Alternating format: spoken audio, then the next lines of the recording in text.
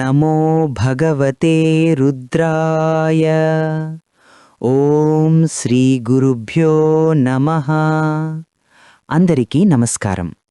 రాబోయే శ్రీ పరాభవనామ సంవత్సరంలో ద్వాదశ రాశులలో 11వదైన శని భగవానుడు అధిపతిగా గల కుంభరాశివారి జాతక ఫలితాలు ఎలా ఉన్నాయో ఇప్పుడు వివరంగా తెలుసుకుందాం. ముందుగా కుంభరాశివారి ఆర్థిక పరిస్థితిని గమనిస్తే ఈ సంవత్సరం మీరు ఖర్చుల విషయంలో చాలా జాగ్రత్తగా ఉండాలి. పరిస్థితి కొంచెం కఠినంగా ఉంది. శాస్త్రప్రకారం గణించిన సంఖ్యలను చూస్తే ఆదాయం కేవలం 2గాను, వ్యయం 8గాను ఉంది. ఇక్కడ గమనించాల్సిన విషయమేంటంటే మీ ఆదాయం కన్నా ఖర్చు 4 రెట్లు ఎక్కువగా ఉంది. అంటే మీరు సంపాదించే ప్రతి రూపాయికి అప్పటికే 4 రూపాయల ఖర్చు సిద్ధంగా ఉంటుంది. ఆర్థిక ప్రణాళిక లేకపోతే అప్పులు చేయాల్సిన పరిస్థితి వస్తుంది. ముఖ్యంగా స్నేహితులకు షూరిటీలు ఉండటం గానీ, అప్పు ఇచ్చి సహాయం చేయటం గానీ ఈ సంవత్సరం అస్సలు చెయ్యవద్దు.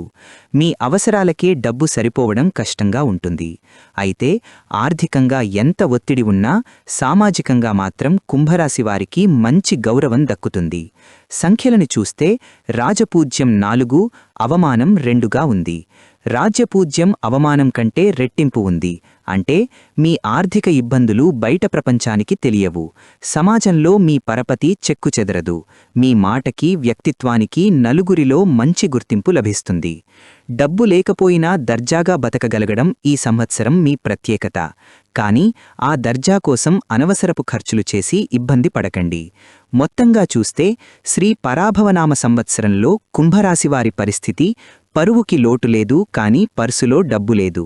సమాజంలో మీరు కింగ్లా ఉంటారు, కానీ ఆర్థికంగా మాత్రం ఆచితూచి అడుగు వెయ్యాలి.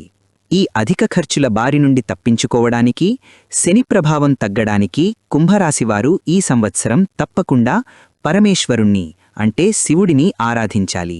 ముఖ్యంగా శనివారం నాడు శివాలయంలో నల్ల నువ్వులతో అభిషేకం చేయడం లేదా నువ్వుల నూనెతో దీపం వెలిగించడం వల్ల శనిదోషం తగ్గి ఆర్థిక ఇబ్బందులు తొలగుతాయి.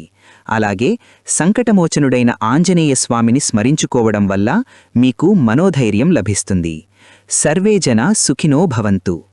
ఈ వీడియో మీకు నచ్చినట్లయితే లైక్ చేయండి. మరిన్ని రాశిఫలాల కోసం సబ్స్క్రైబ్ చేసుకోండి.